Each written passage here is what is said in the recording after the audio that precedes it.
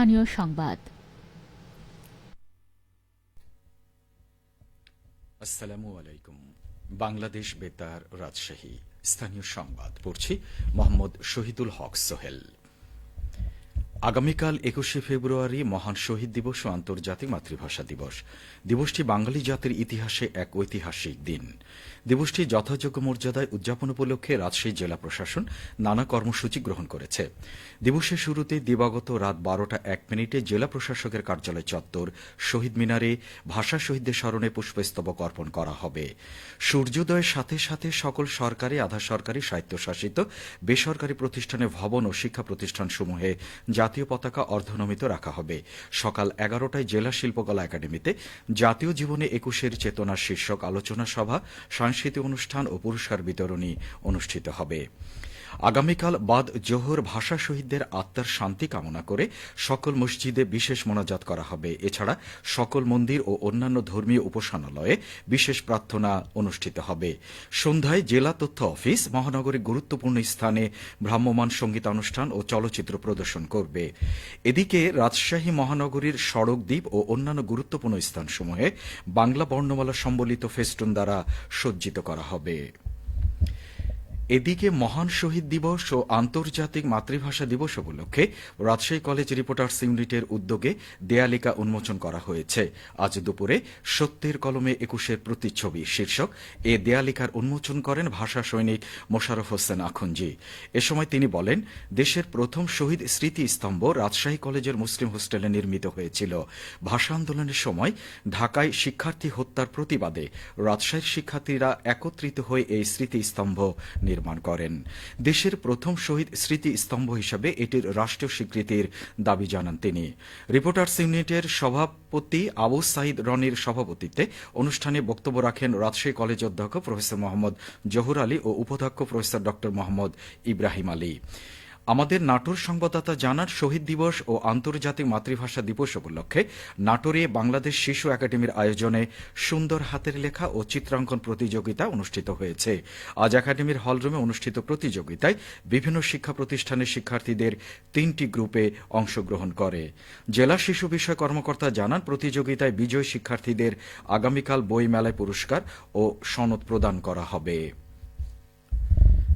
শিক্ষার গুণগত মান উন্নয়নে সিরাজগঞ্জ জেলার কারিগরি শিক্ষা প্রতিষ্ঠানের প্রধানদের সাথে কারিগরি ও মাদ্রাসা শিক্ষা বোর্ড সচিব ড খ ম কবিরুল ইসলাম মত বিনিময় করেছেন।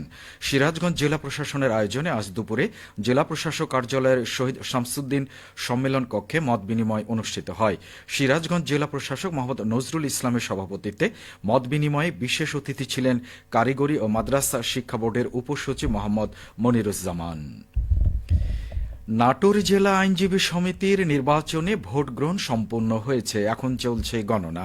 বার ভবনে আজ সকাল 10টা থেকে বিরতিহীনভাবে বিকেল 4টা পর্যন্ত ভোট গ্রহণ করা হয়।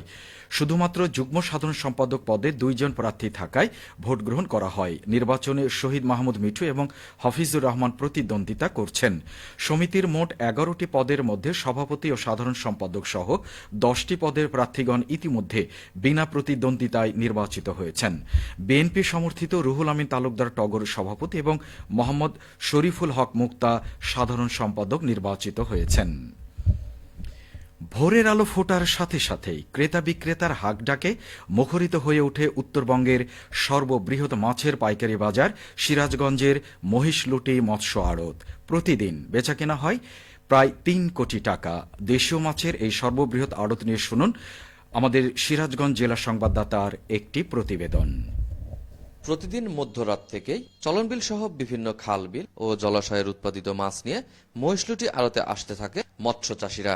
চলনবিল অধ্যুষিত সিরাজগঞ্জ, নাটোর ও নওগাঁর বিভিন্ন উপজেলা থেকে শত শত মন পুকুরে চাষ করা ও দেশীয় প্রজাতির বিলের ভাষা মাছ আসে এই আড়তে। ট্যাংরা, পুঁটি, রুই, কাতল, বোয়াল সহ বিভিন্ন জাতের দেশীয় মাছ ক্রয় বিক্রয় হয় নিলামে। দেশব্যাপী চলনবিল সহ এই অঞ্চলের মাছের ব্যাপক চাহিদা থাকায় এই বাজারে প্রতিদিনই বাড়ছে পাইকারের সংখ্যা। অর্থনৈতিকভাবে বিপুল সম্ভাবনাময় এই বাজারটিতে ব্যাংকিং ব্যবস্থা চালু সহ প্রয়োজনীয় অবকাঠামো নির্মাণের দাবি ব্যবসায়ীদের।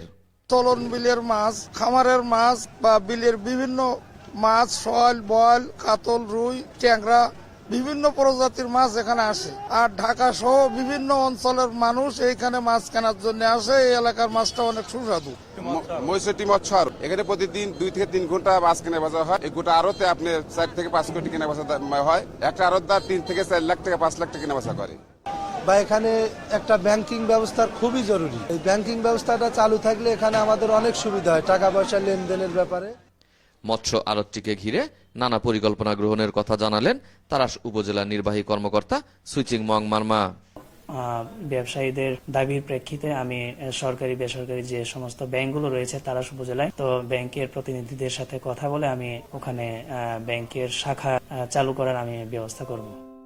3 ঘন্টার এই বাজারটিকে ঘিরে কয়েক হাজার মানুষের কাজের সুযোগ সৃষ্টি হয়েছে। সেই সাথে প্রতি বছর প্রায় অর্ধ কোটি টাকার রাজস্ব পাচ্ছে সরকার। সাজিরুল ইসলাম সঞ্চয়, সিরাজগঞ্জ জেলা সংবাদদাতা, বাংলাদেশ বেতার, রাজশাহী। এতক্ষণ সিরাজগঞ্জের মহিষলুটি মৎস্য আড়ত নিয়ে আমাদের সিরাজগঞ্জ জেলা সংবাদদাতার প্রতিবেদনটি শুনলেন। সবশেষে আবহাওয়া। আজ রাজশাহীতে সর্বোচ্চ তাপমাত্রা ছিল 29 ডিগ্রি এবং সর্বনিম্ন 16.5 ডিগ্রি সেলসিয়াস। বিকেল 3টায় বাতাসে আপেক্ষিক আর্দ্রতার পরিমাণ ছিল 52%। রাজশাহী ও পার্শ্ববর্তী এলাকায় আজ সূর্যাস্ত সন্ধে 6:02। সংবাদ শেষ হল। আমাদের পরবর্তী স্থানীয় সংবাদ শুনবেন সন্ধে 7টায়।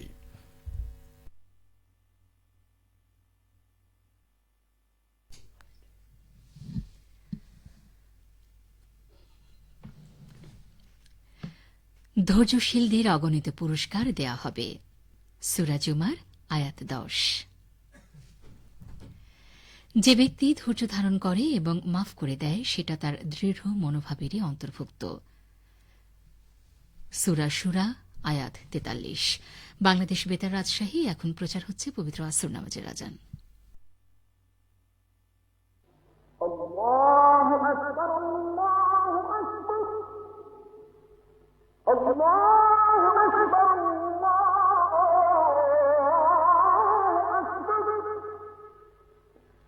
أشهد أن لا إله إلا الله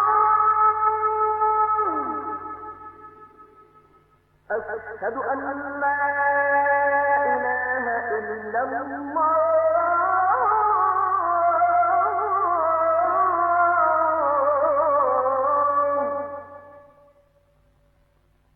أشهد أن محمدا رسول الله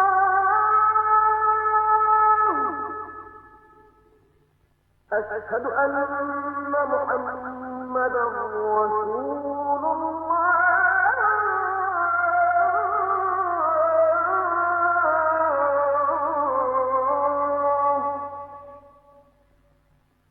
حي على الصلاة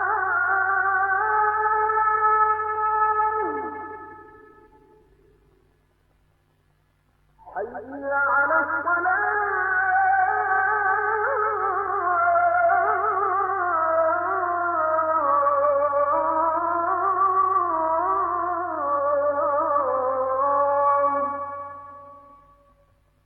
حي على الفلاح